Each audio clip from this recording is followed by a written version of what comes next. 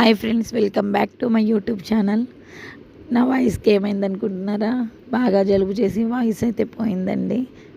గొంతు అయితే బొంగురుగా అయిపోయింది. ఏమనుకోకండి, ఇగ్నోర్ చేయండి నా వాయిస్ని.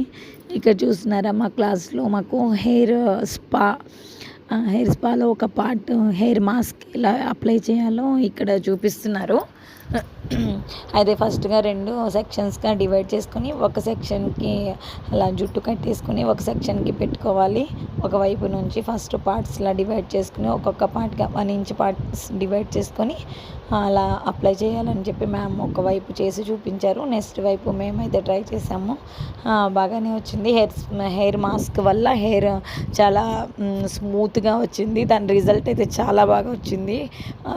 ఇది అప్లై చేసిన తర్వాత 15 మినిట్స్ ఉంచేసి వాష్ చేసేయాలన్నమాట. వాష్ చేసిన తర్వాత హెయిర్ డ్రై చేసి ఇంకా స్ట్రైట్నర్తో స్ట్రైట్ చేశారు. అదైతే చాలా బాగా లుక్ వచ్చింది. ఈ హెయిర్ మాస్క్ వల్ల స్మూత్ అవుతాయి హెయిర్.